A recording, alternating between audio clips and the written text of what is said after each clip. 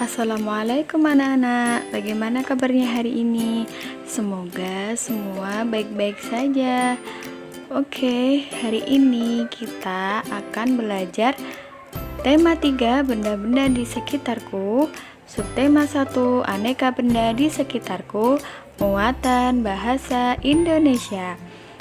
Nah, anak-anak silahkan disiapkan ya buku tematiknya dan juga alat tulisnya. Baiklah, kita mulai. Benda-benda di sekitar kita. Apakah benda itu? Manusia, hewan, dan tumbuhan merupakan benda. Batu, gelas, dan buku juga benda. Dapatkah kamu melihat perbedaannya? Manusia, hewan, dan tumbuhan merupakan benda hidup, sementara batu, gelas, dan buku merupakan benda mati. Benda adalah segala sesuatu yang menempati ruang dan mempunyai massa. Massa benda diukur dengan cara ditimbang. Manusia, hewan, tumbuhan, batu, dan buku menempati ruang. Benda-benda itu juga dapat ditimbang. Bagaimana membedakan benda dengan bukan benda? Apakah cahaya termasuk benda? Bagaimana dengan panas? Cahaya dan panas bukanlah benda. Cahaya dan panas tidak menempati ruang. Cahaya dan panas tidak dapat ditimbang.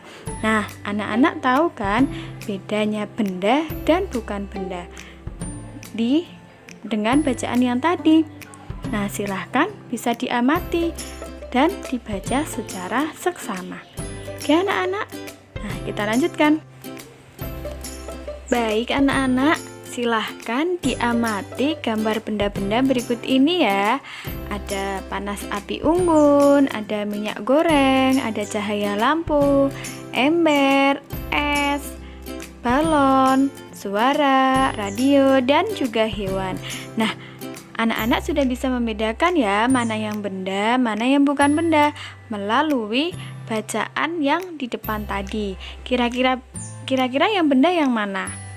Nah, benar sekali, minyak goreng, ember, radio, hewan itu termasuk benda. Oke. Baik anak-anak, kita lanjutkan materi berikutnya ya, yaitu sifat fisik benda. Sifat fisik benda itu yang pertama, ukuran. Benda yang ada di sekitar kita mempunyai beragam ukuran. Ada yang besar dan ada yang kecil. Ada yang panjang dan ada yang pendek. Kalian bisa mengamati ya. Untuk selanjutnya yaitu bentuk. Benda-benda di sekitar kita mempunyai beragam bentuk. Perhatikan bentuk-bentuk benda di bawah ini. Ada yang berbentuk lingkaran, persegi, dan segitiga. Selanjutnya yaitu warna. Benda di sekitar kita mempunyai beragam warna. Ya, ada yang berwarna biru, abu-abu, ungu, dan orange. Selanjutnya kita akan belajar tentang bahan pembuat benda. Bahan pembuat benda itu ada 6. Yang pertama dari kayu, yang kedua dari kertas. Maaf ya, Bu Guru mengetiknya salah. Yang ketiga dari plastik. Selanjutnya dari kaca, logam, dan karet. Mari kita pelajari selanjutnya. Baik, kita mulai dari yang pertama ya, yaitu benda terbuat dari kayu. Nah, bisa sambil dilihat bukunya ya, di buku tematik dinas halaman 12-13. Kayu adalah bagian dari pohon. Untuk memperoleh kayu, kita harus menebang pohon. Kemudian mengambil bagian batang untuk diolah menjadi berbagai macam benda. Perubahan dari batang kayu menjadi benda-benda tersebut melalui proses yang berbeda-beda. Untuk proses selanjutnya silahkan nanti dibaca di buku tematik ya anak-anak, agar lebih jelas dan lebih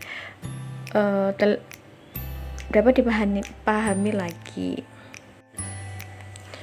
Nah, setelah membaca buku dinas, kita lanjutkan ya, yaitu benda yang terbuat dari kertas. Nah, kita amati bersama-sama benda apa saja yang terbuat dari kertas. Ada yang layang-layang, ada buku, ada mainan bentuk pesawat, ada mainan bentuk kapal. Nah, kertas itu bahan dasarnya dari kayu. Pembuatan kertas dilakukan secara bertahap di pabrik. Kayu-kayu besar dipotong hingga sebesar korek api. Setelah itu kayu dipanaskan hingga menjadi bahan lunak seperti bubur. Nah, untuk proses selanjutnya ya sama, ada di buku tematik dinas halaman 22 sampai 23. Anak-anak bisa membaca ya, sekalian belajar untuk membaca dan memahami. Baik, selanjutnya kita akan belajar benda yang terbuat dari plastik. Kira-kira apa saja? Anak-anak sering menggunakan di rumah seperti ember, gayung, payung, dan masih banyak lagi. Plastik memberikan banyak manfaat, akan tetapi plastik juga dapat menimbulkan masalah. Karena apa? Karena plastik membutuhkan waktu yang lama untuk terurai secara alami, sekitar puluhan bahkan ratusan tahun. Untuk mengurangi sampah plastik, kita dapat melakukan 3 cara, yaitu reduce atau mengurangi, yang kedua reuse atau menggunakan kembali, dan yang ketiga recycle atau mendaur ulang sampah-sampah plastik. Jadi anak-anak bisa mengurangi sampah plastik. Nanti untuk yang lebih lengkapnya silahkan membaca di buku tematik dinas halaman 32 sampai 34. Di situ sudah dijelaskan berapa lama plastik terurai, terus cara-cara untuk mengurangi sampah plastik. Selamat membaca ya anak-anak. Jangan lupa dipahami. Oke?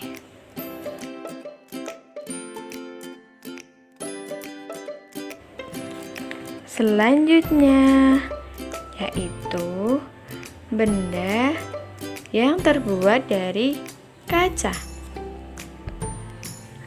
Ada banyak benda yang dibuat dari kaca.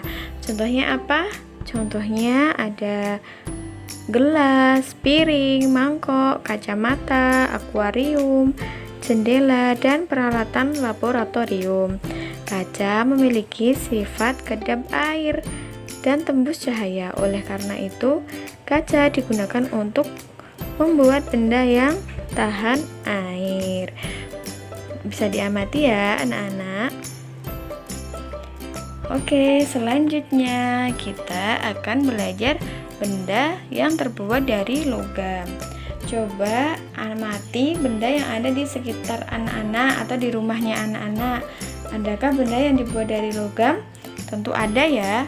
Benda tersebut contohnya panci, penggorengan, sendok makan, sendok sayur, kerangka mobil, dan pagar rumah. Kira-kira kenapa kok benda tersebut dibuatnya dari logam? Karena logam memiliki sifat kuat, dapat dibentuk, dan penghantar panas yang baik. Yang terakhir yaitu benda yang terbuat dari karet. Anak-anak memiliki penghapus pensil. Nah, coba diperhatikan penghapusnya. Kira-kira itu terbuat dari apa? Nah, benar sekali. Penghapus dibuat dari karet. Benda-benda lainnya yang dibuat dari karet contohnya ada ban, balon, sandal karet, bola, dan sarung tangan. Anak-anak pasti sudah memiliki di rumah ya. Baik, materi kita hari ini sudah selesai. Maka untuk tugasnya silahkan disimak dengan baik ya. Tugas untuk anak-anak pada hari Senin tanggal 28 September 2020 menggambar bagan seperti buku tematik dinas halaman 43 di selembar kertas. Ya, ingat di selembar kertas, tidak usah difoto ke Bu Guru ya, nanti diberi nama dan identitas kelas. Besok akan dikumpul dengan bareng tugas yang lain. Nah, untuk latihan-latihannya yang di buku tematik juga boleh dikerjakan, tapi tidak usah dikumpulkan untuk menambah pengetahuan anak-anak saja. Baik, sekian tugas dari Bu Guru. Selanjutnya Bu Guru ucapkan terima kasih, selamat mengerjakan, semoga dimudahkan dan hasilnya memuaskan. Tetap semangat. Wassalamualaikum warahmatullahi wabarakatuh.